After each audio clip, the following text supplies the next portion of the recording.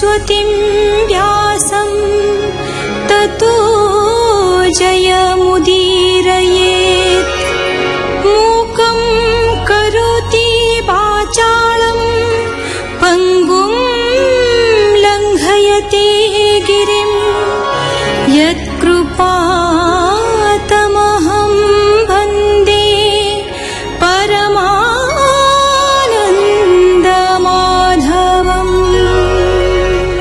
रुक्मिणी हरण पर श्रीकृष्णଙ୍କର ସ୍ୱର୍ଗରୁ ପାରିଜାତ ବୃକ୍ଷ ଓ ସୁଧର୍ମା ସଭା ଆଣିବା କଥା, ବାଣାସୁର ପରାଜୟ, ଉଷା ଅନିରୁଦ୍ଧ ବିବାହ, ନୃଗ ଉପାଖ୍ୟାନ, ବଳଦେବଙ୍କ ଯମୁନା ଆକର୍ଷଣ, ପୌଣ୍ଡ୍ରକ, କାଶୀରାଜ, ସାଲ୍ୱ, ଦନ୍ତବକ୍ତ୍ର, ସମ୍ବରାସୁର, ଦ୍ୱିବିଧ ବାନର ଓ ପଞ୍ଚଜନ ଅସୁର ଆଦିଙ୍କ ନିଧନ ବର୍ଣ୍ଣନା କରାଯାଇଛି।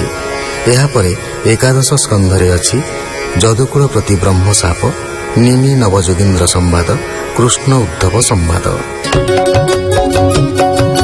ଶ୍ରୁତବାଚ ଉଦ୍ଧବ ବଦ୍ରିକାଶ୍ରମରେ ଗଲେ ତପୋଧନ ବେଶରେ, ସର୍ବସମ୍ପଦ ପରିହରି ତପ ସାଧନେ ବନଚାରୀ। ଦ୍ୱାରକା ଉତ୍ପାତ ଦର୍ଶନ ପ୍ରଭାସ ତୀର୍ଥକୁ ଗମନ, ହୋମ ଯଜ୍ଞାଦି ନାନା ଶାନ୍ତି କୃଷ୍ଣ ଯେ ମାୟାରେ କରାନ୍ତି।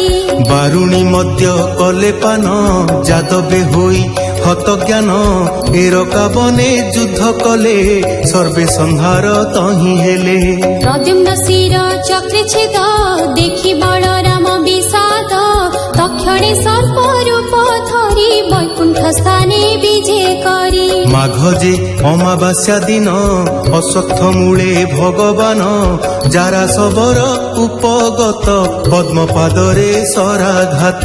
ଯାରା ଯେ ବୈକୁଣ୍ଠକୁ ଗଲା ଦେବଙ୍କ ଦର୍ଶନ ହୋଇଲା, କୃଷ୍ଣ ଯେ ଯୋଗ ଧ୍ୟାନେ ରହି ଦାରୁକ ଦର୍ଶନ କରଇ। ଦ୍ୱାରକା ଦାରୁକକୁ ପେଶି ଶ୍ରୀକୃଷ୍ଣ ବୈକୁଣ୍ଠବାସୀ, ବସୁଦେବାଦି ସ୍ୱର୍ଗ ପ୍ରାପ୍ତି ଯାଦବେ ସଂସ୍କାର ହୁଅନ୍ତି। କୃଷ୍ଣର ଅଷ୍ଟ ପାଟ ନାରୀ ଅଗ୍ନି ପ୍ରବେଶେ ତନୁହାରୀ, ଶେଷେ ଯେ କୃଷ୍ଣ ନାରୀ ଥିଲେ ଅର୍ଜୁନ ତା ଘେନି ଚଳିଲେ। ଦ୍ୱାରକା ସମୁଦ୍ର ଗ୍ରହଣ ରହେ ନିବାସ ଏକ ସ୍ଥାନ, ଅର୍ଜୁନ ଦେହୁ ତେଜ ଗଲା ଗାଣ୍ଡିବ ଧନୁ ଶିରେ କଲା।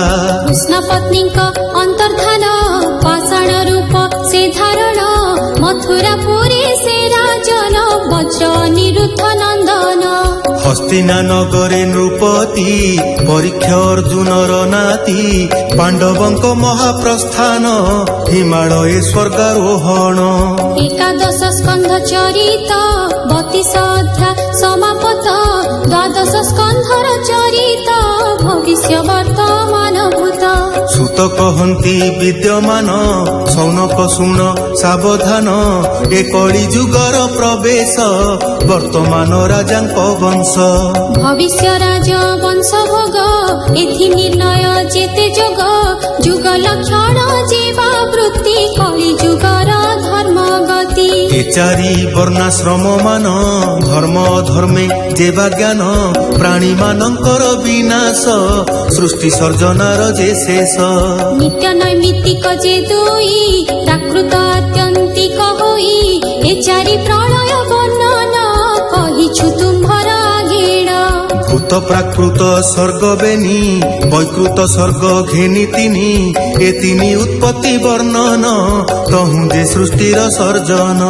ପରୀକ୍ଷିତ ଯୋଗ ଅଭ୍ୟାସ ସୁଖଦେବଙ୍କ ଉପଦେଶ, ପରୀକ୍ଷା ଭଜେ ବାସୁଦେବେ ନିମଗ୍ନ ହୋଇ ଯେଉଁ ଭାବେ। ରାଜାକୁ ବ୍ରହ୍ମ ଶାପ ଦେଲେ ତକ୍ଷକ ଦଂଶିବ ବୋଇଲେ, ଧନ୍ୱନ୍ତ୍ରୀ ତକ୍ଷକ ଦର୍ଶନ ମୃତ ସଞ୍ଜୀବନୀ ମନ୍ତ୍ରେଣ। ଧନନ୍ତି ପଥୁ ବାହୁଡ଼ିବା ତକ୍ଷକ କପଟେ ଆସିବା, କୃମି ରୂପେ ରାଜା ଦଂଶନ ବିଷାଗ୍ନି ଶରୀର ଦହନ। ବିଷ୍ଣୁର ଭକ୍ତ ପରୀକ୍ଷିତ ଯୋଗରେ ହେଲେ ଆତ୍ମଭୂତ, ତାଙ୍କ ବୈକୁଣ୍ଠ ଆରୋହଣ ବେଦର ଶାଖା ପ୍ରଣୟନ।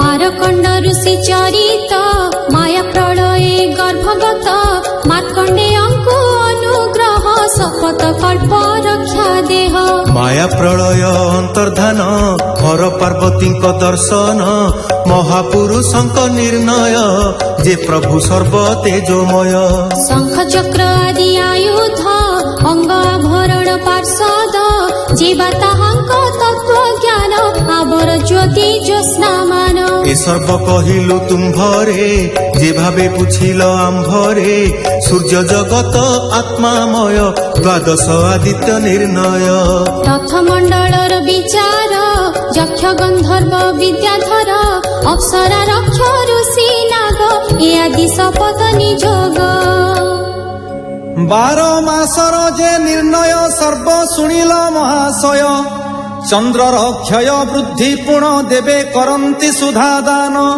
ସୁତ କହେ ସୌନକ ମୁନି ପୁଚ୍ଛିଲ ଭାଗବତ ବାଣୀ ପୂର୍ବେ ମୁଁ ଯାହା ଶୁଣିଥିଲି ବିସ୍ତାରି ତୁମ୍ଭଙ୍କୁ କହିଲି ପ୍ରଥମୁ ଯେ 12 ଯାଏ କହିଲୁ ଠିକେଣ ନିର୍ଣ୍ଣୟେ 12 ସ୍କନ୍ଧ ଭାଗବତ 18 ସହସ୍ର ଗ୍ରନ୍ଥ 335 ଅଧ୍ୟାୟରେ ଏ ପୁରାଣ ଶେଷ ବାସୁଦେବର ଯେତେ ଲୀଳା ଅବତାରରେ ଯେତେ କଳା ବର୍ଣ୍ଣନ ତାହାଙ୍କ ମହିମା ଯେତେ କହିଲି ଗୁଣ ସୀମା ସେ ପ୍ରଭୁ ପରମ ପୁରୁଷ ତାହାର ମହିମା ଅଶେଷ ଶ୍ରୀରାମ ହଳି ଯେ ବରାହ କମଠ ମିନନର ସିଂହ ହରି ଯେ ଧ୍ରୁବ ପୃଷ୍ଣୀ ଗର୍ଭ ହୟଗ୍ରୀବ ଆଉ ଋଷଭ ଭାର୍ଗବ କପିଳ ଯେ ହଂସ ନାରଦ ଯଜ୍ଞ ବେଦ ବ୍ୟାସ ମୋହିନୀ ନର ନାରାୟଣ ଦତ୍ତାତ୍ରେୟ ଯେ ଶ୍ରୀବାମନ ବୁଦ୍ଧ କଳକି ଧନ୍ୱନ୍ତରୀ ଧର୍ମଧାତା ଯେ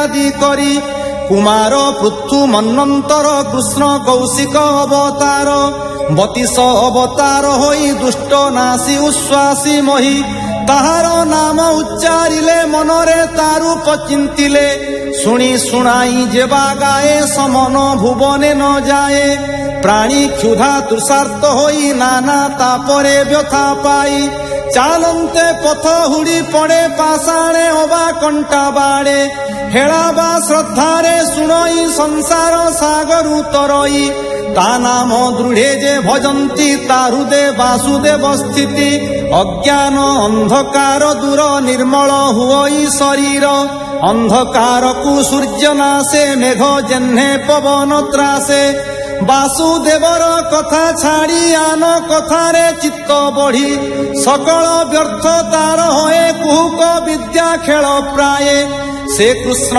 କଥା ରସ ବିନା କବି ଯେତେ କରେ ବର୍ଣ୍ଣନା ରସ କଳାରେ ରସି ମନ ସେ ସର୍ବ ବିଅର୍ଥ କାରଣ ଏଣୁ ଶ୍ରୀକୃଷ୍ଣ କଥା ସାର ସତ୍ୟ ପବିତ୍ର ସୁଧାଧାର ମଙ୍ଗଳଦାୟକ ଶବ୍ଦରେ ମନରୁ ମଳ ଅପହରେ ନବୀନ ମନ ମହୋତ୍ସବ ଆନନ୍ଦ କରେ ସର୍ବଜୀବ ଏ ଦୁଃଖ ଶୋକାର୍ଣ୍ଣବ ମାନ ଶୋଷଣ କରେ ତତ୍କ୍ଷଣ ଜଗତ ହିତ କୃଷ୍ଣ ନାମ ଯେ କରେ ଶ୍ରବଣ କୀର୍ତ୍ତନ ଆପଣା ଆତ୍ମାକୁ ତାରଇ ଜଗତ ପୁଣି ନିସ୍ତାରଇ ଯେ ମୁଖେ ବାସୁଦେବ ବାଣୀ ଗାୟନ ନ କରନ୍ତି ପ୍ରାଣୀ ତା ବାକ୍ୟ କାଗ ତୀର୍ଥ ବୋଲି ହଂସ ନ କରେ ତହିଁ କେଳି ଯେ ବାକ୍ୟେ କୃଷ୍ଣ ନାମ ଭଣେ ସେ ପୁଣ୍ୟ ତୀର୍ଥ ପରମାଣେ ତହିଁ ପରମହଂସ ମେଳି ସେ ପୁଣ୍ୟ ତୀର୍ଥ ମଧ୍ୟେ ବଳି ତା ନାମ ଧରି ସାଧୁ ଜନ ପତିତ କରନ୍ତି ପାବନ